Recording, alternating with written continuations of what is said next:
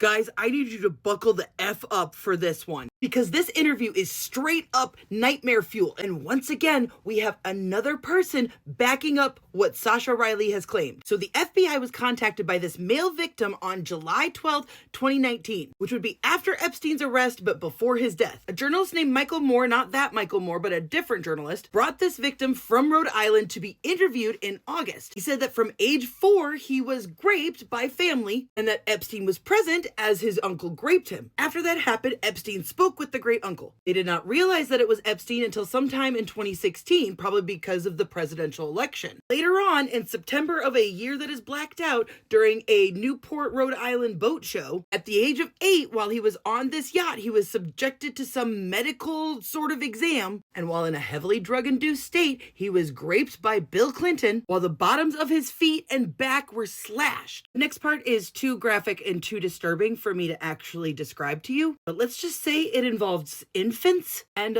Jeffrey Dahmer-like behavior, which lines up with something that another person has told me. A completely separate person described a completely different event to me, and while they had reported Trump to the FBI, there's documentation of that. I'm not going to tell you guys who this is, but they held back that part of the information from their FBI tip. They also name Henry Kissinger and George Soros on this trip. This person gave the FBI an entire list of their family's names so that they could, track down this story, as well as telling them that his uncle was in possession of several pieces of video evidence, as well as several of those really bad movies. Not just the bad movies, but the bad movies that go really bad. The really bad one, the worst kind of movies. He had several of them. And this person also said that they were raped by HW. I have told y'all they were involved in this from the beginning. I mean, just read the reactions between these two FBI agents. And he said that he had more to tell them. But because that journalist, Michael Moore, runs a far-right fake news conspiracy theory website, they completely ignored this tip. Which to me is weird because, yeah, they might be far-right conspiracy theorists, but we're learning very quickly that these conspiracies aren't as crazy as they seemed.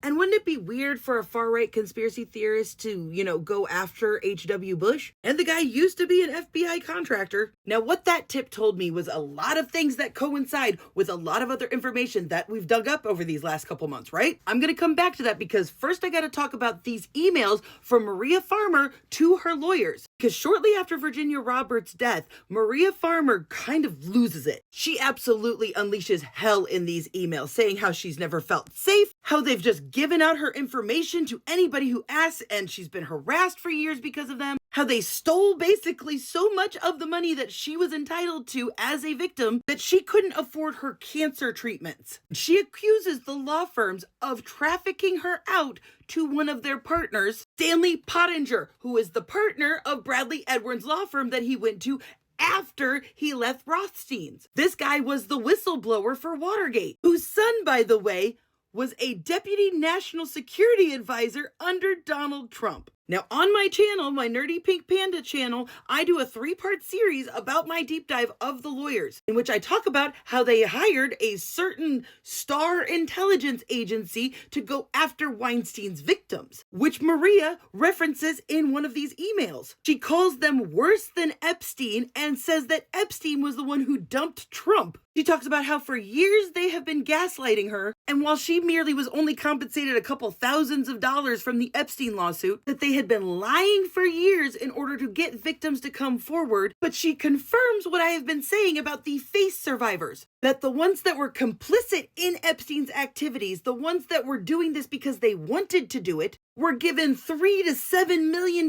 each in their compensation. She also said that Brad Edwards called her fat, gave her a scale, and keeps sending her intimate, inappropriate gifts. And that other victims have tried to come forward against the lawyers. Now, here's where I'm going to bring it all back and tie it up in a bow, because throughout several of these emails, she keeps mentioning yachts. As you both yachts, tennis, safari. Even saying things like, you cannot yacht your way out of decency, Mr. David Boys. In context, this seems like a warning. This seems like a I know the truth kind of moment. And let's not forget about the yacht in Lake Michigan, y'all. Are we mad enough yet to do something about it? Because nobody's gonna do something but us.